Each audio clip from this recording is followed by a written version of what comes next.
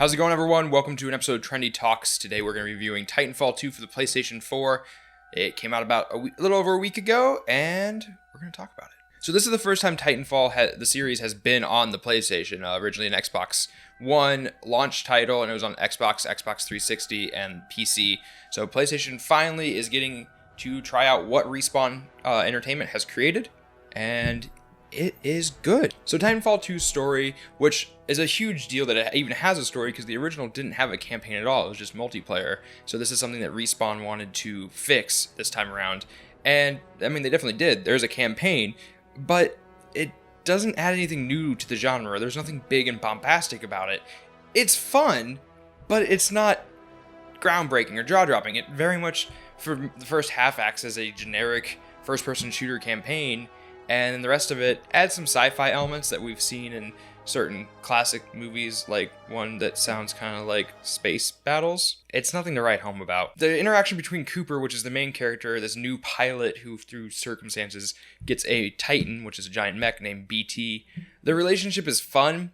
The writing is kind of clever, nothing really great. BT, the robot, has generic robot characteristics, like, hey, I take everything super literally and I don't understand different like turns of phrases and stuff like that. So I mean, there's some fun writing, but a lot of it is just like more of the same that we've seen before. The gameplay itself is where the game really shines, though. Running on walls, double jumping, sliding by enemies as you shoot them is fun. It's fast, it's fluid, it just feels good to play. You seamlessly go into Titan battles, which is great. You can just jump over BT and press and hold square and you jump right in him and you start going. And BT himself controls fairly well. Customizations in the campaign are mostly just weapons, and none of the weapons really feel that different outside of the Titan.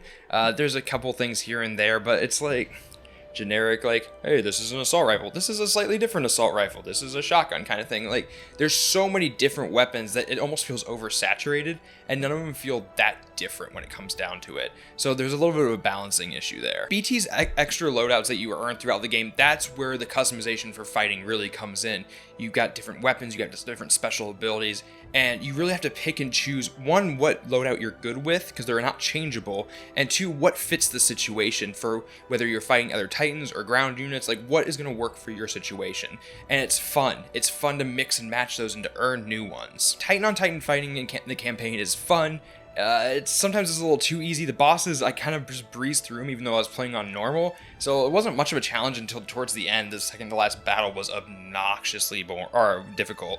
So once again, kind of a balance issue, but the fights were fun, if not quick. Now, the multiplayer, which is what the series is kind of has a staple in because of the original not having a campaign, I dabbled with it a little bit. There's tons of customization options for both your pilot and your Titan and your different loadouts you can have. There seems like there's tons of different things, paint jobs, stuff like that, and which is really cool, but it feels like it takes forever to earn anything.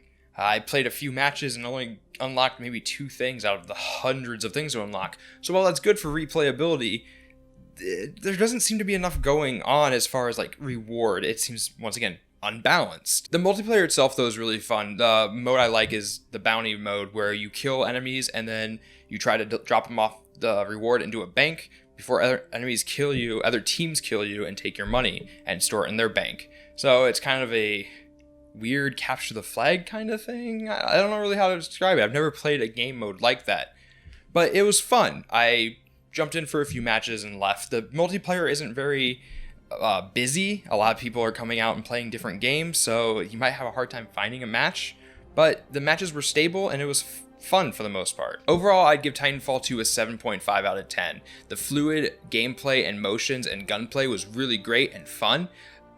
Going from seamless Titan and pilot fights was fun, and it made it really interesting, and I loved like just going back and forth between the two.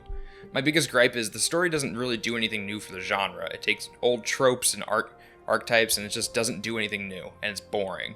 Multiplayer is vast and there's lots of unlockables, but I feel like I'm not earning anything, and so why am I here? Titanfall 2 is fun. It's on the PlayStation 4 finally. There's lots of stuff to do in it as far as the multiplayer. Campaigns are a little short. So, is it worth picking up? Nah, maybe. Throw it on a Christmas list or something. I don't know. if you really want to. But yeah, that was my review for Titanfall 2 on the PlayStation 4. Thank you guys so much for watching. Make sure to like, comment, subscribe. Check out our Facebook page, and our GoFundMe is live. GoFundMe.com/FunSubTrendy to help us get new equipment for videos. And yeah, we'll see you guys next time. Thank you so much.